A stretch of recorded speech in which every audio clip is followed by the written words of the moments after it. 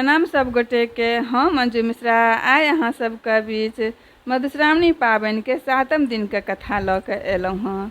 7म दिन के कथा अछि गौरी के तपस्या। तऽ चलू सब गोटा सुनै जाओ। कोशिश करै छी अहाँ सबके नीक लागत तऽ लाइक कऽ देबै, हमर चैनल के सब्सक्राइब कऽ लेब, किछु त्रुटि भऽ जायत तऽ क्षमा कऽ देब। तऽ चलू सब गोटा सुनै जाओ। गौरी कामदहन और महादेव के व्यवहार देख के डरा गेलखिन। हुनका कतहु चैन नहीं भेटै छलनि। सदैव महादेव के नाम के माला शिव शिव रटैत रहथिन। एहि बीच हुनका नारद मुनि सँ भेंट भेल। ओ महादेव के प्राप्त करबाक लेल उपाय पूछलखिन। नारद जी कहलखिन जे बिना तपस्या के महादेव के दर्शन भेनाइ कठिन अछि। हुनका केवल तपस्या से ही प्राप्त कऽ सकै छी। तखन सखी सब महारानी मैना के आबि कऽ सब बात कहलखिन। मैना गौरी के समझाबै के कोशिश केलखिन और कहलखिन जे अपने घर में सब देवता छथि। एहन सुकुमार शरीर यऽ अहाँके, अहाँ वन में जाकऽ कोना तपस्या करब, बड़ कष्ट हैत। ताहि दुआरे सँ हमरा विचार यऽ जे घरे में तपस्या करू। मुदा गौरी के ई बात नहीं जचलनि। बिना महादेव के तपस्या हुनका चैन नहीं भेटैत छलनि। गौरी के दुखी देख के माय मैनाइन बहुत चिंतित भेलखिन। अंत में गौरी के जंगल जाके तपस्या करबाक लेल आज्ञा दऽ देलखिन। गौरी माय बाप के प्रणाम कऽ सखी सबके संग वन दिस विदा भऽ गेलखिन। ओ पटोर आ गहना खोलि के राखि देलखिन आ कृष्णाजीन अलवलकल पहिर लेलखिन आ गौरी शिखर नामक चोटी पर पहुँच गेलखिन। फल फूल सँ लदल मनोरम स्थान के देखि ओ ओकरा साफ कऽ कऽ तपस्या के वेदी बनेलखिन। ओहि पर ओ बैस कऽ कठिन तपस्या करनाइ आरंभ कऽ देलखिन। गर्मी के मास में चारों कात धूनी लगा कऽ सूर्य के दिस ताकि कऽ तपस्या करैत छलखिन। बरसात में आसमान के नीचे रहि कऽ ओ तपस्या करै छलखिन। जाड़ मास में जल में ठाढ़ भऽ कऽ तपस्या करै छलखिन। जे तपस्या मुनिगण सबसँ पार नहीं लगै छलनि से तपस्या एकटा सुकुमार कन्या गौरी कऽ लेलखिन। ई सुनैत सब मुनि लोकनि सब हुनका दर्शन करय के लेल आबऽ लगलथि। सब हुनकर प्रशंसा करय लगलनि। ओहि आश्रमक अद्भुत हाल छल। ओतय सिंह गाय एक ही घाट में पानी पीबै छलथि। गौरी के तपस्या के प्रताप सँ कैलाश ओ गौरी शिखर में कोनो अंतर नहीं रहल। गौरी सँ प्रभावित भऽ कऽ ऋषि मुनि सब नारद के संग महादेव के ओतय गेलथि। हुनका सब विनम्र भऽ कऽ कहलखिन, हे महादेव, गौरी तऽ एहन तपस्या कऽ रहल छथि जे आइ तक कियो नहीं केने। आबू अहाँ हुनका पर प्रसन्न भऽ कऽ हमरा लोकनि के काज करियौन। महादेव कहलखिन, गौरी अपन तपस्या सँ हमर प्रसन्न कऽ देलनि। आब हुनकर मनोरथ पूर्ति हम करबनि। अहाँ लोकनि सब जाओ।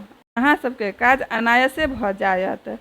महादेव बूढ़ बाबाजी के रूप धऽ कऽ गौरी के तपस्या के स्थान पर गेलथि। बाबाजी के रूप देखि गौरी हुनका स्वागत सत्कार केलखिन। बाबाजी प्रसन्न भऽ कऽ हुनका पुछलखिन जे कोनो तरहक विघ्न बाधा तऽ नहि अछि। इहो पुछलखिन जे कोन कामना सँ अहाँ एतेक पैघ तपस्या करैत छी। गौरी अपने किछु उत्तर नहीं देलखिन, अपन सखी सबके इशारा केलखिन। ओ कहलखिन जे हमर सखी महादेव सँ विवाह करबाक कामना सँ तपस्या कऽ रहल छथि। जहिये सँ ई तपस्या शुरू केलनि तहिये सँ आश्रम में फल फूल लगेलथि। ओ सब बढ़िया भऽ कऽ फल फूल देबय लागल, लेकिन हिनकर कामना के फल एखन तक अंकुरो नहीं फूटल। बाबाजी गौरी से पूछलखिन, ई की बात सत्य छै? ताहि पर गौरी उत्तर देलखिन, हाँ, ई बात सत्य अछि। ताहि पर बाबाजी अपन निराशा प्रकट करैत विदा भऽ गेलखिन। जे हुनका होइत छलनि जे गौरी कोनो पैघ कामना सँ एहन कठिन साधना में लागल छथि।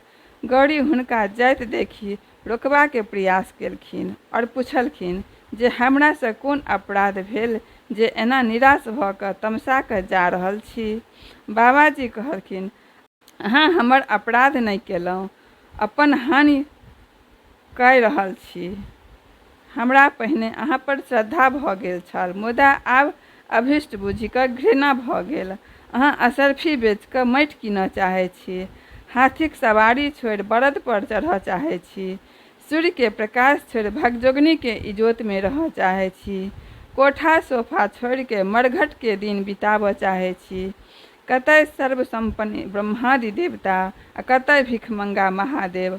अहाँ सनक कुमारी आ परम सुंदरी ओहि बूढ़ भिखमंगा महादेव के जोड़ी केहन लागत। अहाँ के एहन चंद्रमा सनक मुँह और महादेव के दाढ़ी मूछ वाला मुँह, अहाँ के कमल सनक आँखि, हुनका 3टा आँखि, अहाँ के माथ में फूलक बेनी आ हुनका माथ में देह में छाउर, अहाँ के शरीर में सोना के गहना आ हुनका शरीर में साँप लेपटायल, गर्दन में मुंड के माला।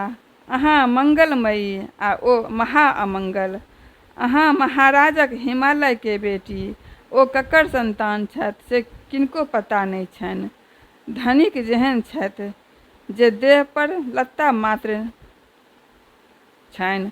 कन्या के देखि लोक बर के जे गुण तकै छथि, ताहि में से एकोटा गुण महादेव में नहीं छनि।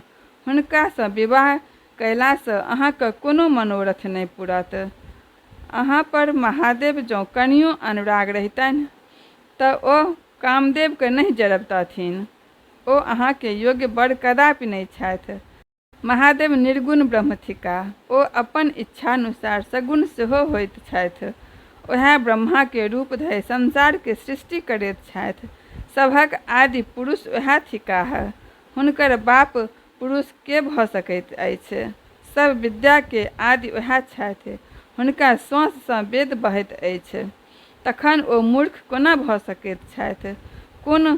कोनो गरीब लोक मन से हुनका पूजा करैत अछि तऽ ओ तुरंत धनिक भऽ जाइत अछि। हुनकर लीला अपरम्पार अछि। सुंदर सँ सुंदर आ कुरूप सँ कुरूप हुनके रूप छनि।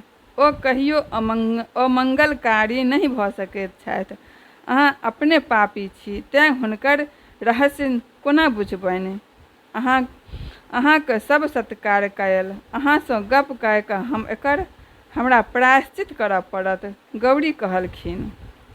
एतेक बात बाबाजी फेर किछु बाजय लगलाह। गौरी अपन सखी सँ बाबाजी के भगा देबे के लेल कहलखिन। ओ कहलखिन जे फेर ई महादेव के निंदा करता है।